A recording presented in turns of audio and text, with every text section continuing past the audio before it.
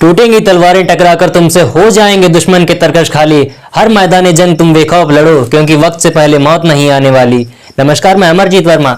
आपकी आज से यूपी पुलिस की प्रैक्टिस सेट्स स्टार्ट हो चुके हैं और आज के बाद आपको रेगुलर, जब तक आपका एग्जाम नहीं हो जाता है तब तक आपको प्रैक्टिस सेट कंटिन्यू मिलते रहेंगे और इन प्रैक्टिस सेट करके आप अपनी तैयारी को एक अंतिम रूप दे सकते हैं, एक परफेक्ट रूप दे सकते हैं। इसी के साथ आपको पॉलिटी, हिस्ट्री और जियोग्राफी जैसे सब्जेक्ट बिल्कुल स्ट्रक्चर्ड वे में पढ़ने को मिलेंगे और ये सभी संभव है आपके अपने यूट्यूब चैनल मिशन 242 पर।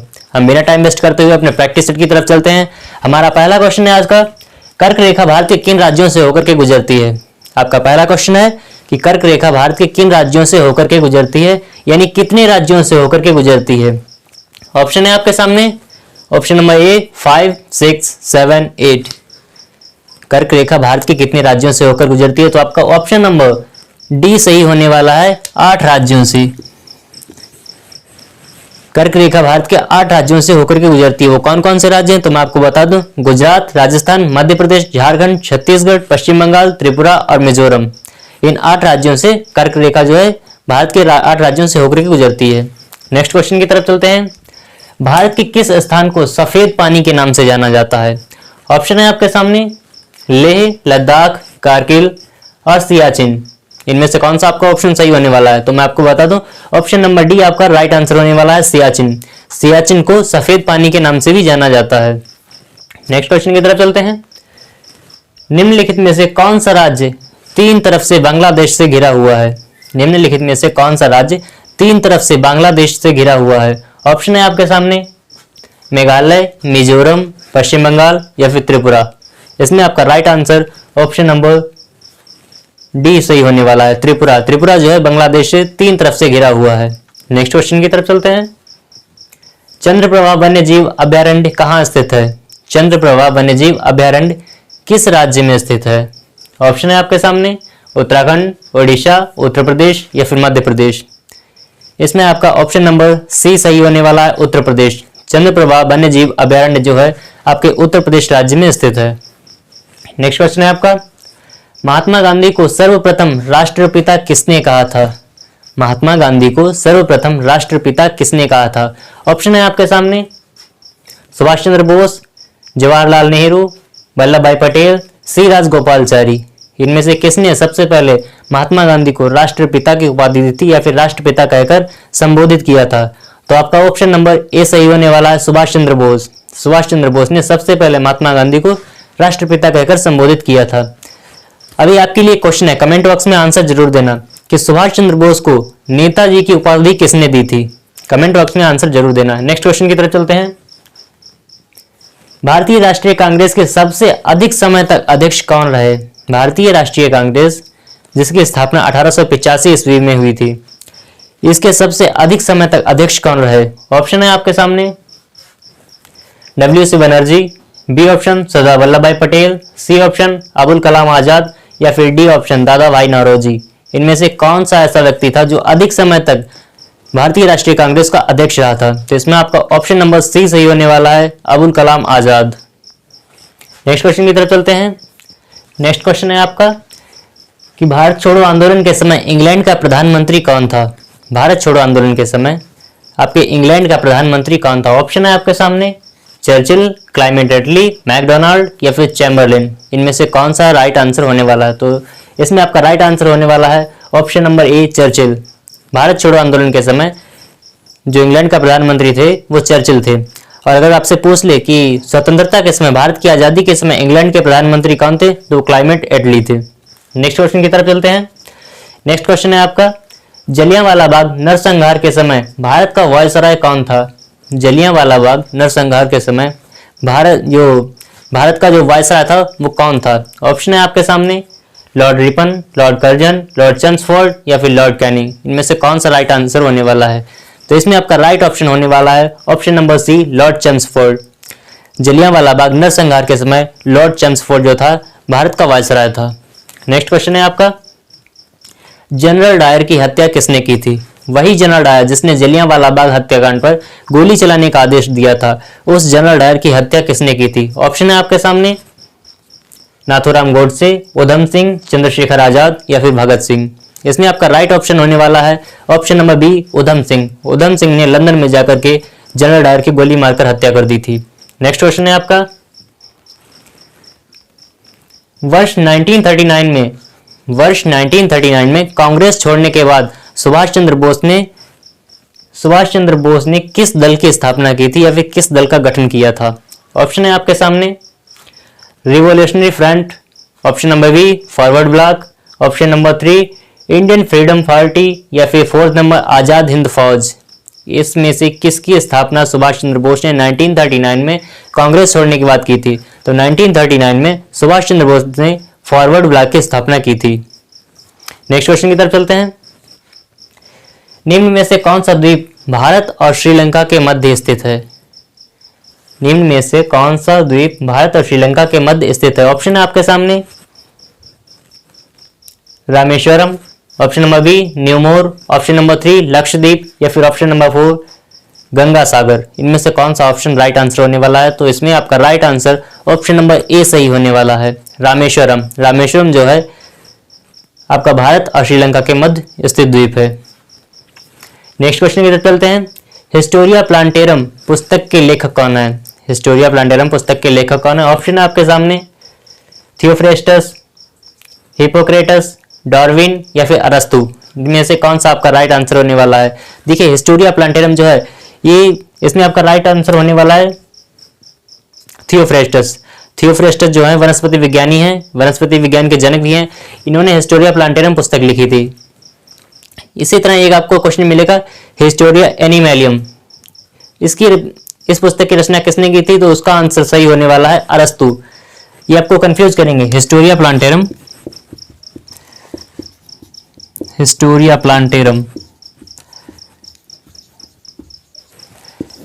इसके लेखक आपके थियोफ्रेस्टस जी हैं और इसी के साथ हिस्टोरिया एनिमेलियम अगर मिल जाए तो इसके लेखक है आपके अरस्तु। Don't confuse in this. Next question की तरफ चलते हैं।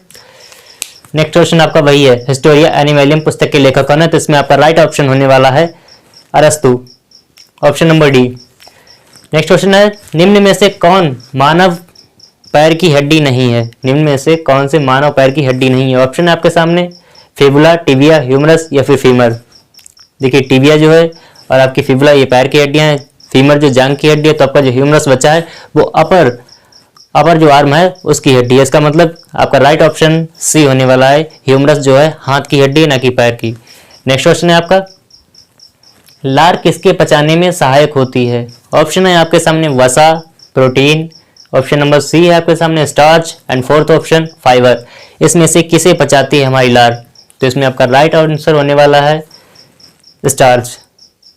लार जो है स्टार्च के पाचन में सहायक होती है क्योंकि आपको जो वसा होता है वो छोटी आंत में, आपकी जो प्रोटीन होती है उसका पाचन पेट में होता है, हमारे उदर में होता है।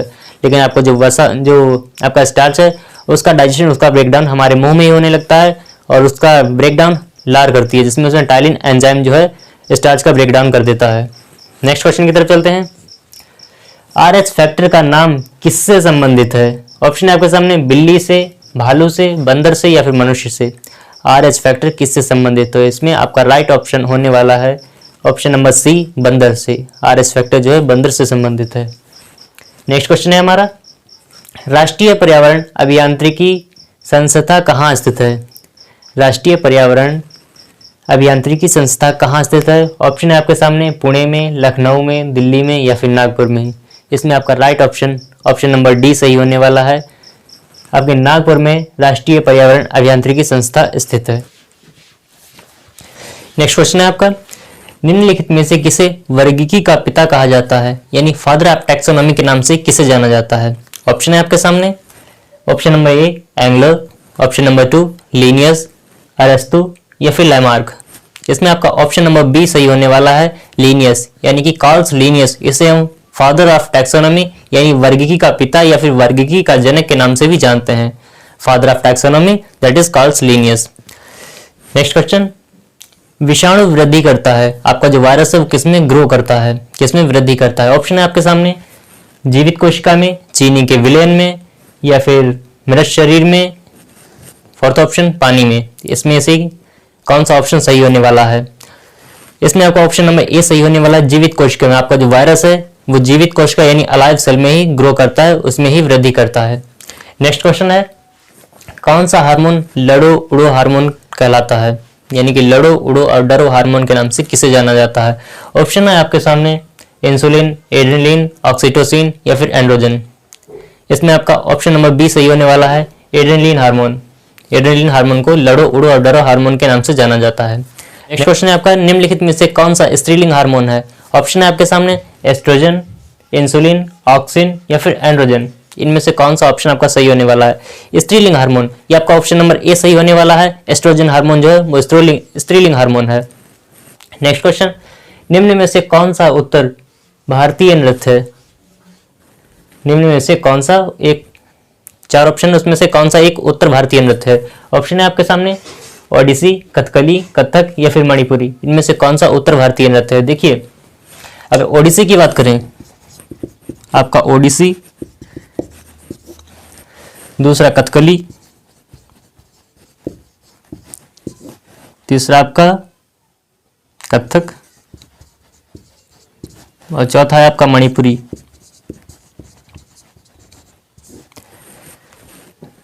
आपसे पूछा निम्न में से कौन सा एक उत्तर भारतीय नृत्य है, तो आपका ऑप्शन नंबर सी सही होने वाला है, कथक। ओडिसी उड़ीसा का नृत्य है, कथकली ये केरल का नृत्य है, मणिपुरी मणिपुर का नृत्य है। आपका जो कथक है वो उत्तर भारत का नृत्य है। ऑप्शन नंबर सी आपका सही राइट आंसर होने वाला है।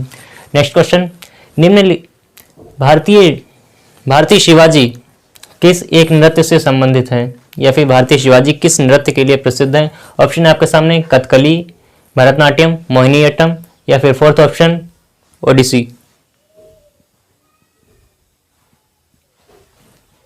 इसमें आपका राइट ऑप्शन होने वाला है ऑप्शन नंबर सी मोहिनीअट्टम। भारतीय शिवाजी जो है मोहिनीअट्टम नृत्य के लिए प्रसिद्ध हैं। नेक्स्ट क्वेश्चन है आपका, निम्न में से कौन राष्ट्रपति के चुनाव में भाग नहीं लेता है। ऑप्शन है आपके सामने राज्यसभा, लोकसभा, विधानसभा या फिर विधान परिषद। देखिए जब राष्ट्रपति का चुनाव होता है तब लोकसभा, राज्यसभा और विधानसभा उसमें भाग लेते हैं, लेकिन विधान परिषद उसमें भाग नहीं लेता है। आपका ऑप्शन नंबर डी सही होने वाला है, विधान परिषद उसमें भाग नहीं लेता है। नेक्स्ट क्वेश्चन है आपका, अध्यादेश जारी करने का अधिकार राष्ट्रपति का कौन सा अधिकार है। ऑप्शन है आपके सामने विधायी अधिकार, प्रशासनिक अधिकार, न्यायिक अधिकार या फिर व्यक्तिक अधिकार। इसमें आपका राइट ऑप्शन ए सही होने वाला है। राष्ट्रपति को अध्यादेश जारी करने का जो अधिकार है वो विधायी अधिकार है। अभी हम हिंदी की तरफ चलते हैं, हमारे अभी हिंदी के क्वेश्चंस होंगे।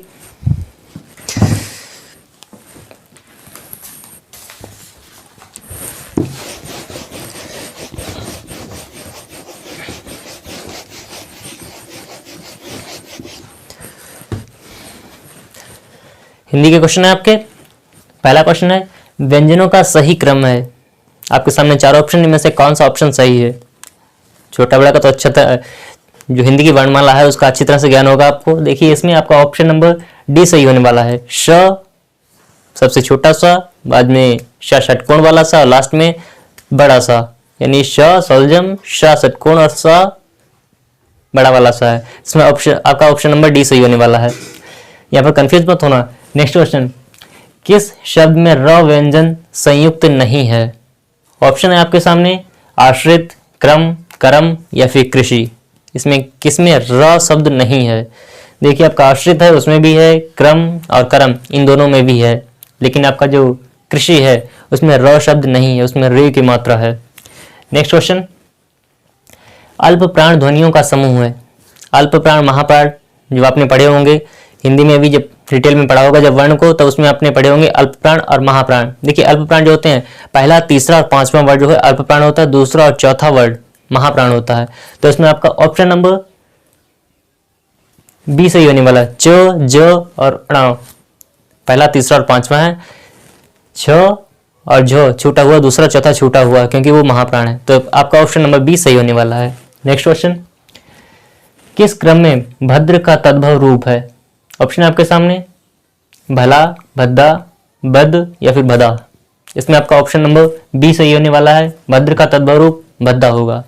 नेक्स्ट क्वेश्चन, एकाएक में कौन सी संधि है। एकाएक, एकाएक की अगर बात करें, एक प्लस एक आपका हो जाएगा एकाएक। इसमें आपकी संधि है कौन सी संधि होगी? तो इसमें आपके ऑप्शन नंबर बी सही होने वाला है, वृद्धि संधि। इसमें आपकी वृद्धि संधि है। अगर अ प्लस अ होता तो वो आपकी होती दीर्घ संधि।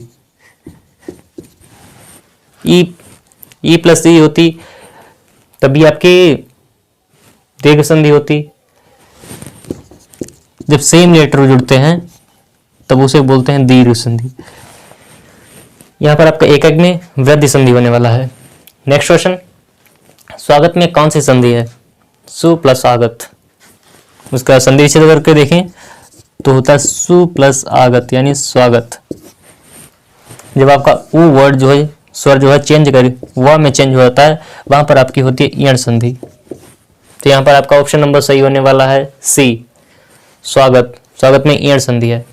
नेक्स्ट क्वेश्चन है आपका, जरठ और जठर शब्द युग्म अर्थ है। आपका जो जरठ है उसका शब्द और जठर उनका मीनिंग बताना है। जरठ का मतलब होता है बूढ़ा और जठर का मतलब होता है पेट। यहाँ पर आपका ऑप्शन नंबर डी सही होने वाला है, बूढ़ा और पेट।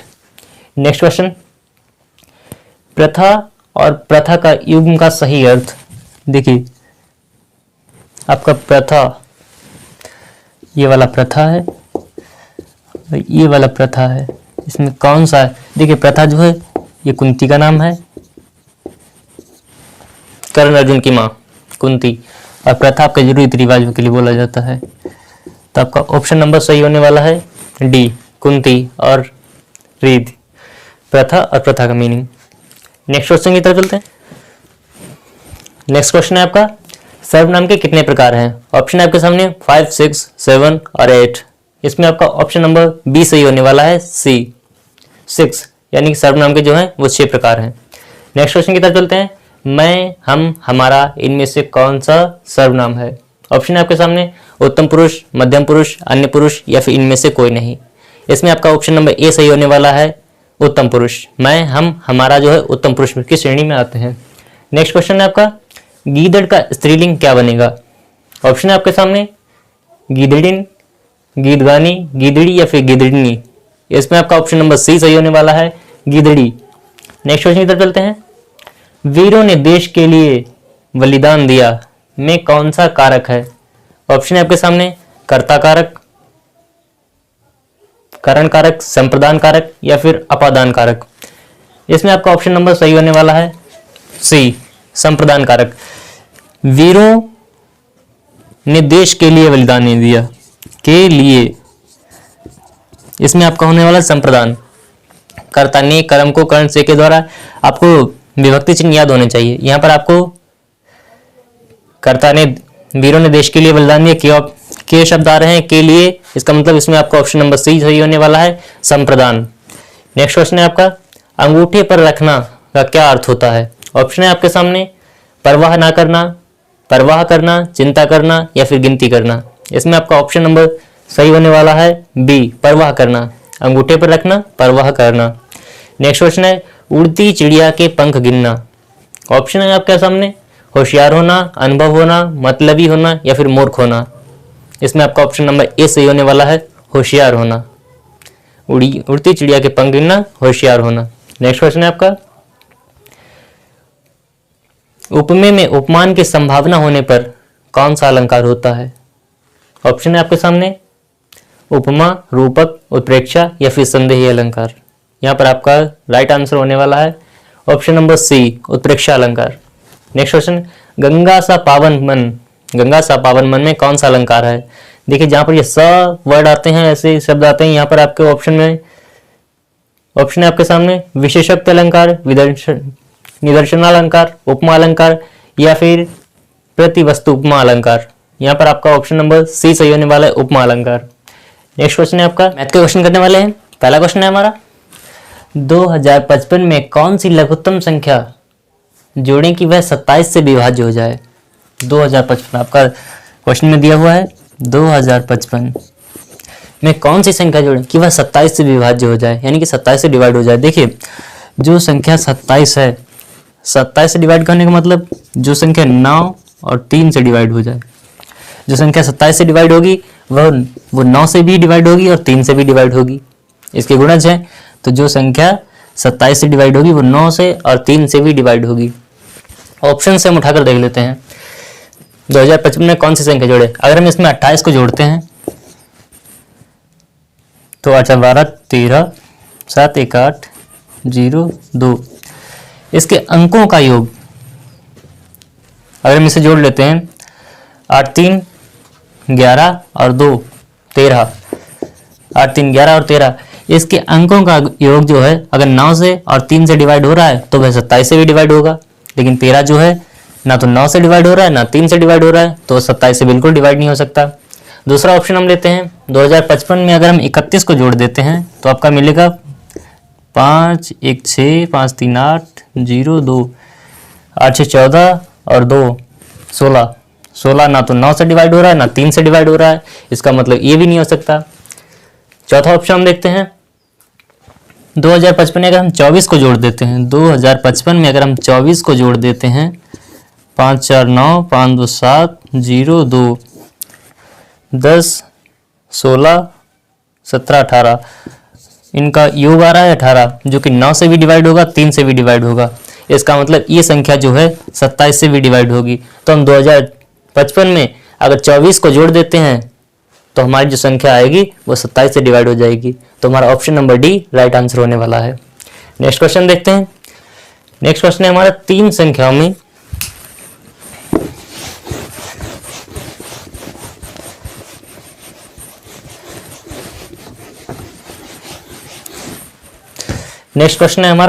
तीन संख्याओं में पहली संख्या दूसरी की 4 गुनी है और तीसरी की 3 गुनी है।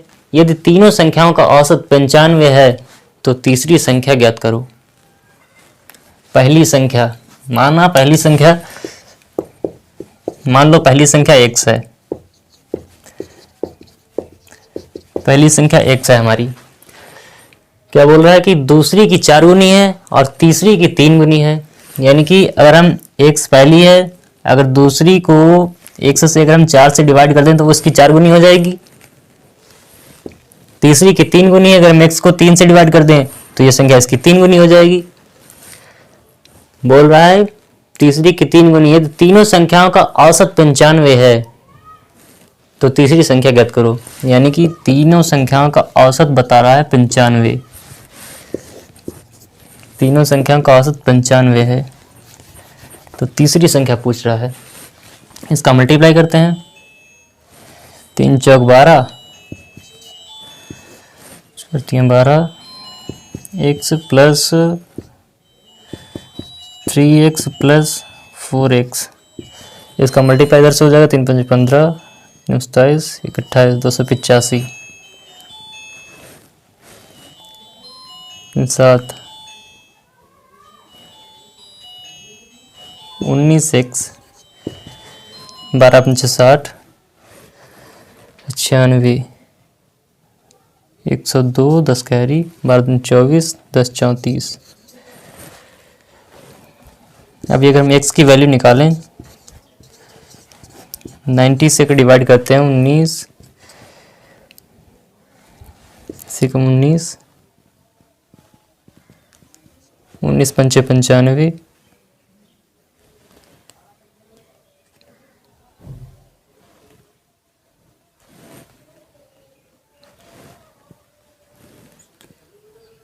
19 अट्ठे 152 और 0 इधर से 19 डिवाइड हो रहा है।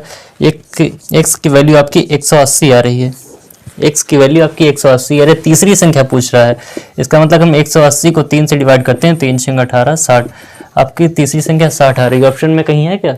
ऑप्शन नंबर डी आपका राइट आंसर होने वाला है। नेक्स्ट क्वेश्चन की तरफ चलते हैं।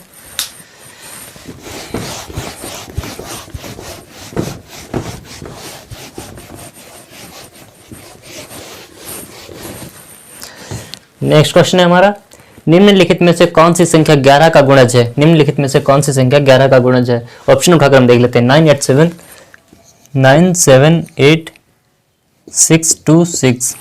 देखिए 11 का गुणज 11 से वही संख्या डिवाइड होगी अगर कोई अंक मान लो 2 है, अगर वो कोई भी अंक है अगर वो 3 बार रिपीट हो रहा है तो वो संख्या 11 से डिवाइड होगी। इसमें कोई अंक नहीं है जो 3 बार रिपीट हो। तो दूसरा क्या रूल है इसके लिए, अगर जो सम स्थानों पर जो संख्या है, जो सम स्थानों पर जो विषम स्थानों पर संख्या है, यानी जो विषम स्थानों पर अंक हैं और जो सम स्थान पर जो अंक हैं उनके अंकों का योग समान होना चाहिए। 1 ये आपका पहला नंबर, ये तीसरा और ये पांचवा, ये विषम है। अगर 9 8 2 9 8 17 प्लस 2 19 हो जाएगा आपका। अगर जो सम स्थानों पर हैं 7 6 13 और 6 19 सम आ रहे हैं, इसका मतलब ये संख्या आपकी 11 का गुणज है। आप डिवाइड करके देख सकते हैं, ये 11 का गुणज होगी। नेक्स्ट क्वेश्चन, 2:5 के अनुपात में क्या जोड़ा जाए कि अनुपात 5:6 हो जाए। 2:5 के अनुपात में क्या जोड़ा जाए कि अनुपात 5:6 हो जाए। यानी 2:5 में क्या जोड़ा जाए। मान लो हम x को जोड़ देते हैं, क्या जोड़ा है कि अनुपात 5:6 हो जाए। इनका तिरछी गुणा करेंगे, 5:6 वाला है ना, 5:6 हो जाए। 6 दूनी 12 प्लस 6x बराबर 5 × 5 = 25 प्लस 5x। पक्षांतर करेंगे, 6 में से 5 जाएगा, ये प्लस का इधर का माइनस हो जाएगा। x बराबर 25 में से 12 गया 13, x बराबर 13। आपकी x की वैल्यू अगर हम 13 जोड़ दें तो आपका आंसर 5:6 हो जाएगा। तो आपका राइट ऑप्शन बी सही होने वाला है, 13। नेक्स्ट क्वेश्चन है आपका, 170 को 3 भागों में इस प्रकार विभाजित करें।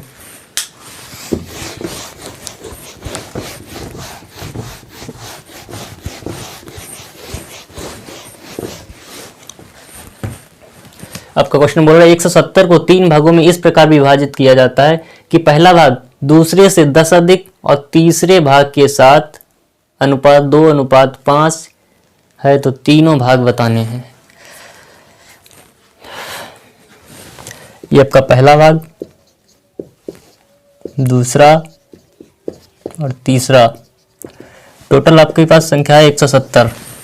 170 को डिवाइड करना है। पहला और तीसरा है अनुपात 5, पहला और तीसरे का अनुपात 5 है।